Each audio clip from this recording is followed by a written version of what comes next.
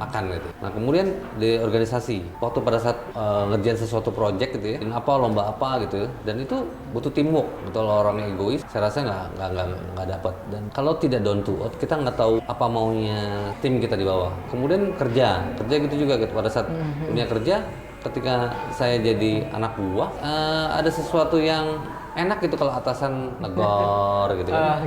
Negor rasanya kok atasan saya enak tuh ya, negor saya, baik sama saya. Even itu misalnya marah ketika saya nggak nyampe target, itu sih menurut saya wajar sih. Tapi ketika dia bisa menyapa, gak usah jauh-jauh, nyebut nama saya aja, hafal namanya gitu. Seneng gitu. Nah kayaknya saya kayak yang pernah jadi atasan saya untuk bisa apa ya, humble, ngobrol enak gitu ya.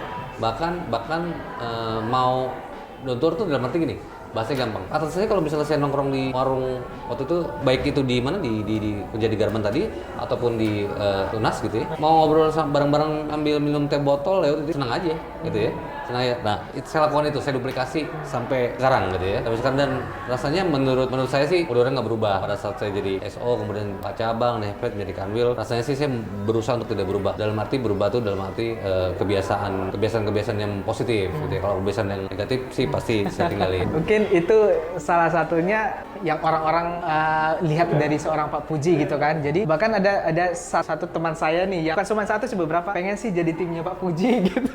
Itu menanggapinya gimana Pak? Ya gini loh. Silahkan diminum dulu ya. Oke, iya ya, kering juga tenggorokannya lama-lama.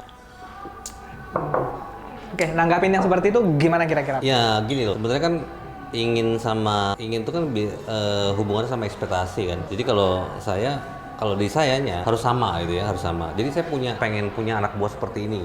Kan belum tentu saya dapat punya anak buah yang saya pengen gitu ya. Sama ketika saya jadi anak buah, pengen atasan saya seperti ini. Belum tentu juga atasan saya yang saya pengenin gitu ya. Positif, yang harus dibilang positif tuh gimana? Caranya adalah ketika kita dapat atasan tuh nggak bisa kita pilih.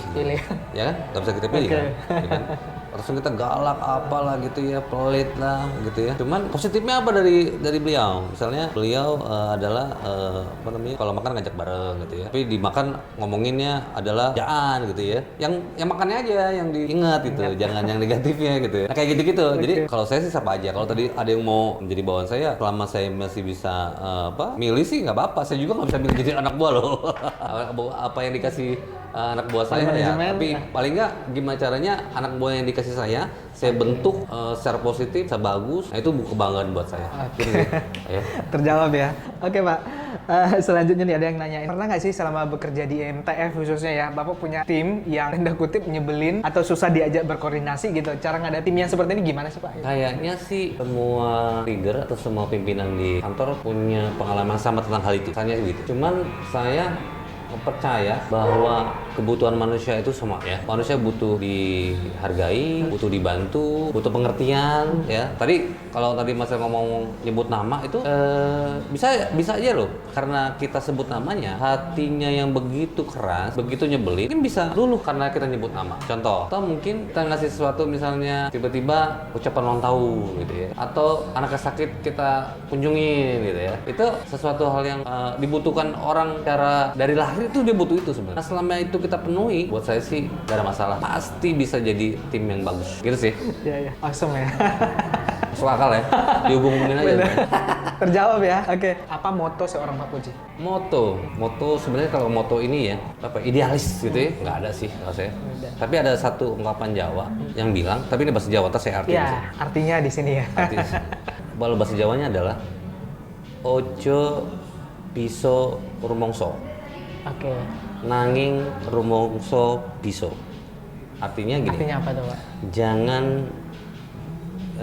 merasa bisa, tetapi bisa merasa. Kira-kira maknanya apa Pak itu? Kalau merasa bisa berarti semua gue bisa. Tapi kalau bisa merasa, dia bisa merasakan apa yang orang ingin gitu ya. Oke. Yang orang ingin. Jadi kalau misalnya kita mau marah, kita mesti ini sebenarnya bentuk dari kata-kata atau istilah empati gitu ya.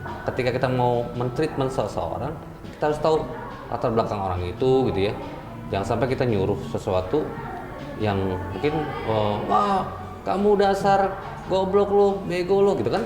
Ada yang begitu, cuman kita bisa mikir kalau kita gitu orang itu gimana rasanya, atau kalau kita jadi seperti dia tuh gimana. Itu yang saya tanam sebenarnya. Jadi kalau secara idealis saya nggak punya moto khusus sih, tapi saya suka pakai itu.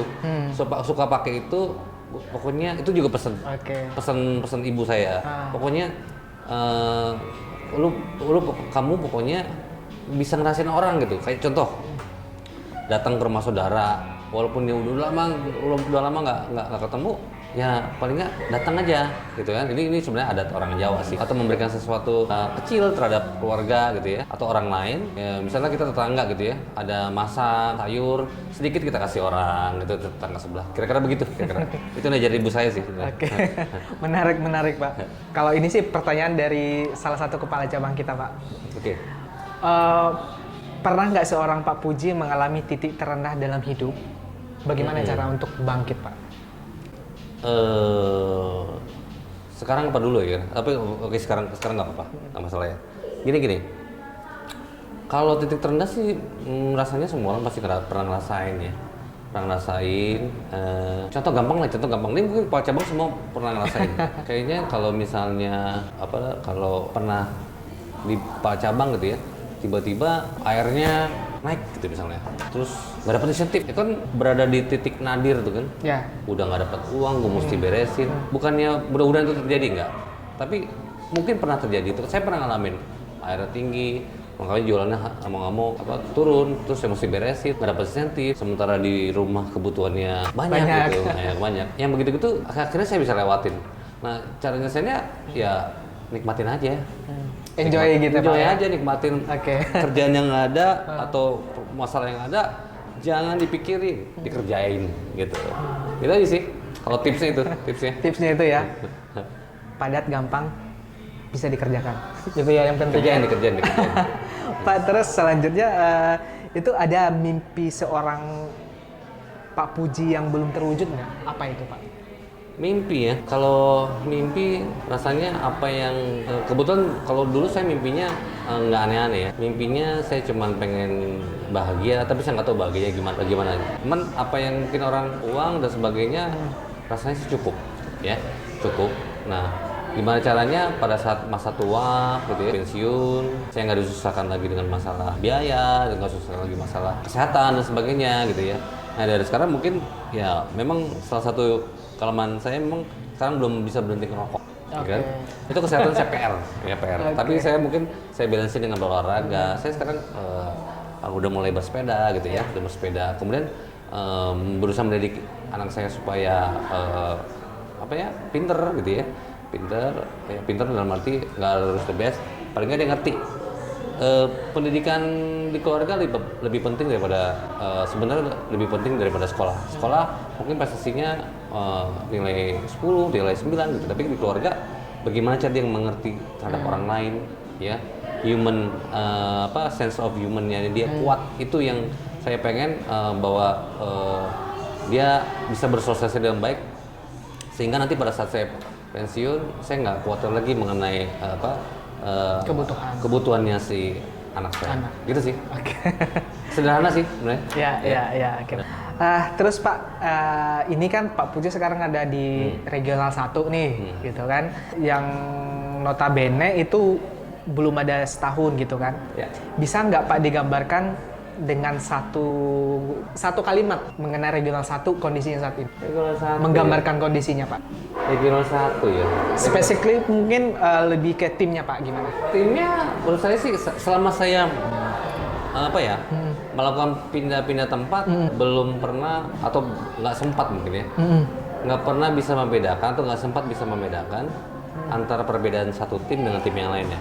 Karena saya lihat culture-nya di MTF ini udah cukup sama ya. Tinggal dibentuk aja misalnya tentang teamwork, kekompakan tim dan sebagainya. Potensi buat bisa. Nah, ini dia. Karena kalau saya sih positifnya gini. Karena Region 1 nomor 1 berarti artinya bisa jadi terdepan. Bisa terdepan, bisa jadi the best, bisa jadi nomor wahid gitu ya. Benar. Nomor wahid bisa jadi the best lah, menurut saya potensi lah di Region 1. Gitu sih. Ini nih pertanyaan terakhir. Mungkin yang sempat saya tanyakan dari pertanyaan teman-teman. Teman-teman kan nanyanya lumayan banyak tuh pertanyaannya. Ini pertanyaan terakhir yang beruntung yang saya tanyakan. Apa pesan Pak Puji kepada teman-teman di Regional 1, khususnya yang masih muda, untuk tetap survive menghadapi kondisi saat ini? Gimana ya? Ini kayaknya sebenarnya natural sih ya. Saya mencoba membagi ini sih, membagi pengalaman dulu ya. Kebetulan kalau saya kan posisi ada di generasi apa namanya? Baby boomer. Oke. Ya kan? Hubungannya situ ke baby boomers. Oke. Gitu. Bukan saya ngomong ya. Oke. Silakan Jadi, Pak.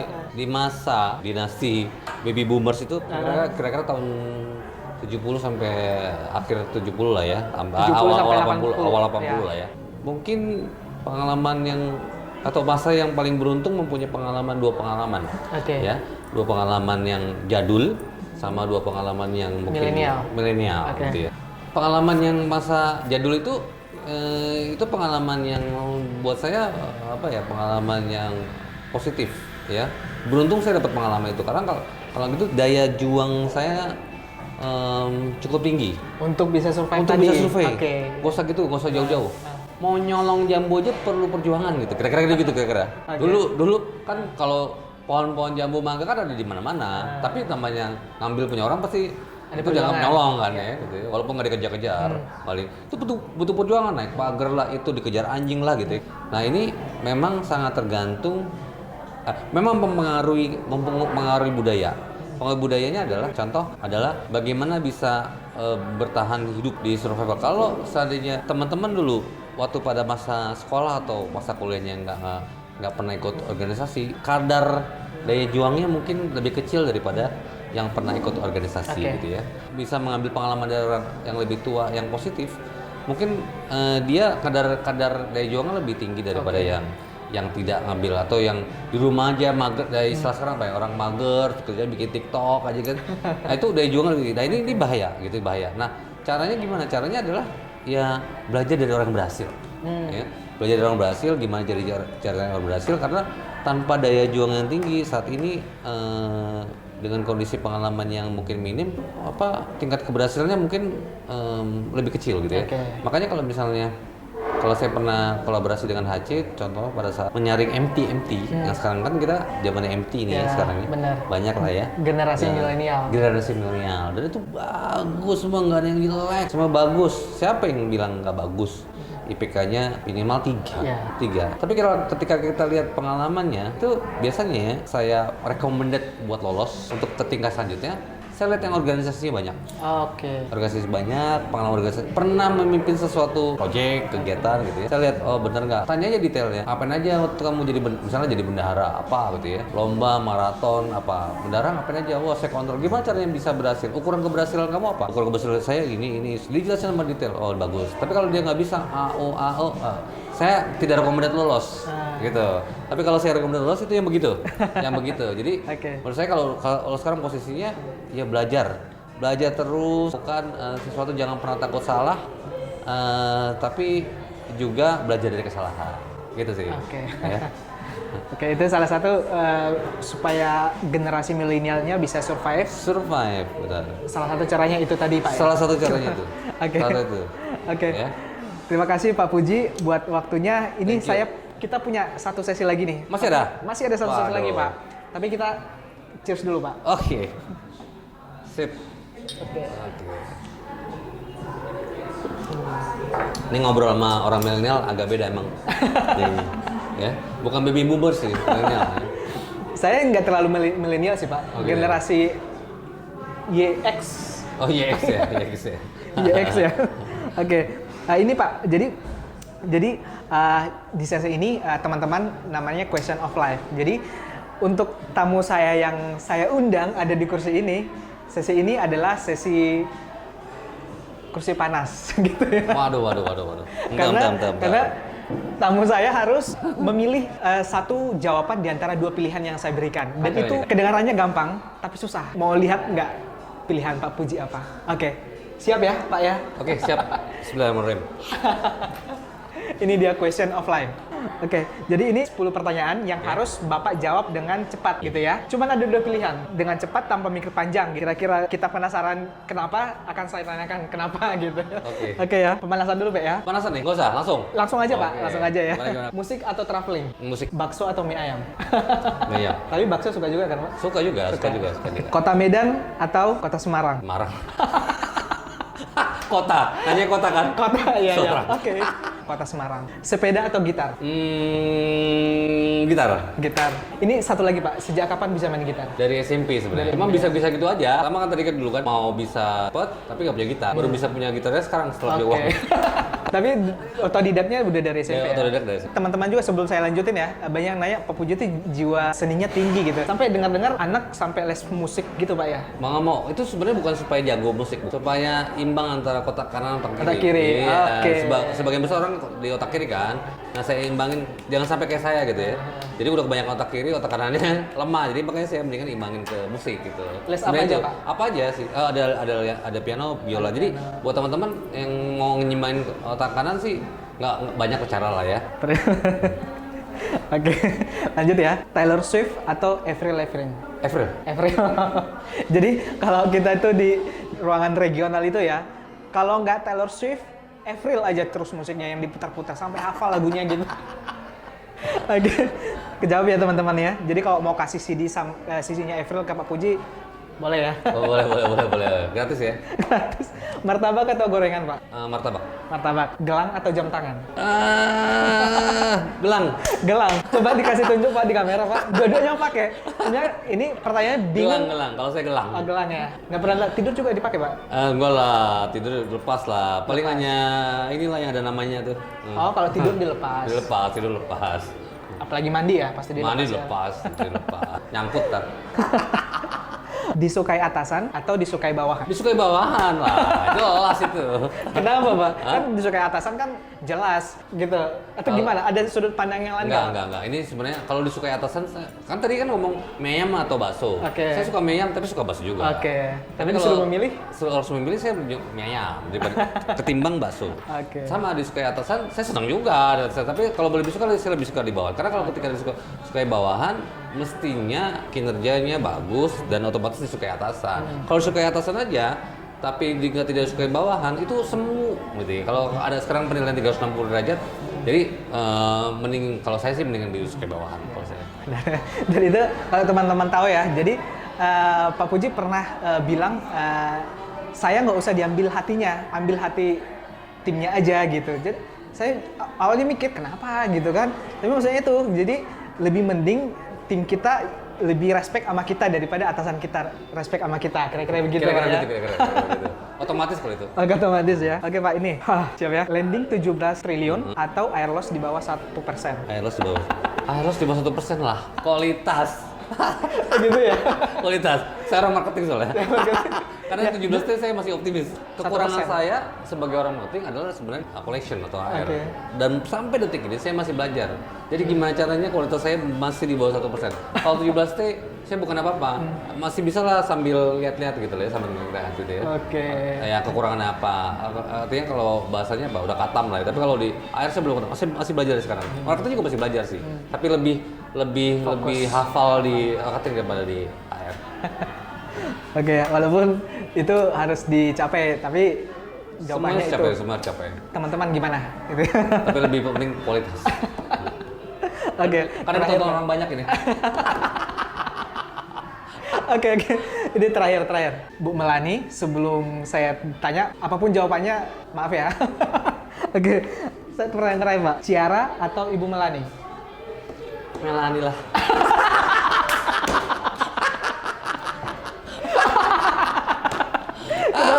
Kenapa? Aduh.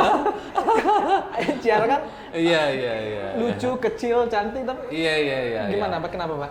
Gini. Nah. Kalau saya gini, istri saya itu yang bakal nemenin saya sampai tua. Oke. Anak saya memang betul sekarang lagi lucu-lucunya dan sebagainya. Tapi tugas saya aja mendidik supaya dia dewasa. Dan suatu saat nanti hampir pasti gitu ya, jika Allah menghendaki, dia kan diambil orang juga oleh suaminya. Dan pasti oke. rata-rata kan tidak serumah dengan kita. Dan yang masih serumah dengan kita Pasti sayang lah, jadi saya lebih memilih Melani. Bu Melani jawabannya Love you memuaskan full. ya. Love you full. Oke, oke.